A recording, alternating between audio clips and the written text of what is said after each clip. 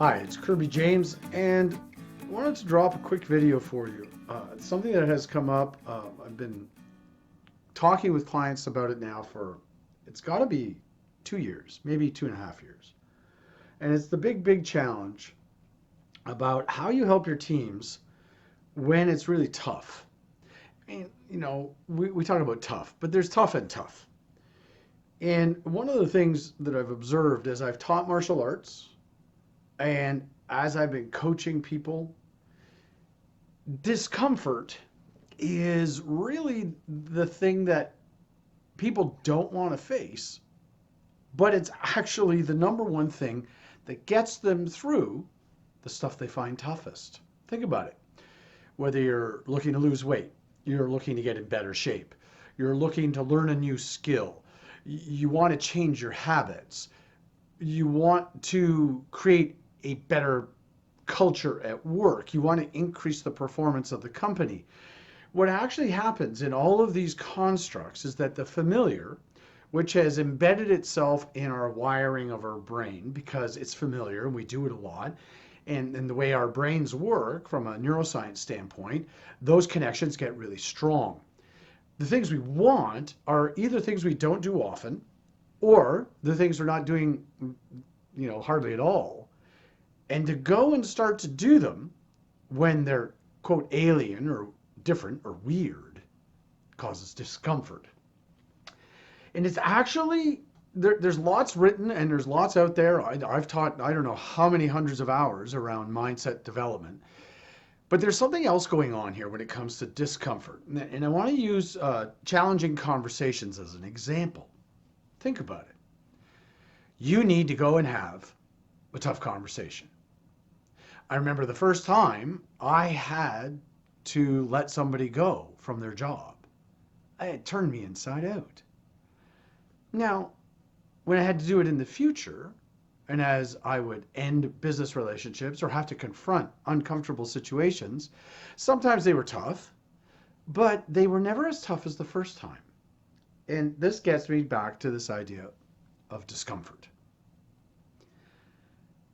Learning to be less bothered by discomfort is actually a skill you can learn. How do I know? Through my work in martial arts. I'm a 4th degree black belt, and I study and teach with lots and lots and lots of people. Martial arts is actually mostly about not being violent. People think it's a violent thing. It's actually not. What it is you're trying to stop violence towards you. That's its whole premise. And in learning this, you're confronted with situations where it's uncomfortable. Somebody's grabbing you, they're grabbing you here, they're grabbing you here. What are you going to do about it? And it's fascinating as I watch people go through the arc of their journey as they learn to deal with discomfort. And what they've done is they've normalized, gotten used to something that was very scary, very bothersome. There's even a store here in Toronto where I live that helps people get over their phobias with snakes and reptiles. How do they do it? Same process. It's a process of familiarization. It's a process where you need to be exposed to the thing that's uncomfortable. And then in a very safe way, in a very incremental way, be introduced to the idea that in fact you can manage it. We all get that we can manage it. We all believe, or most people believe, they can manage any uncomfortable situation, but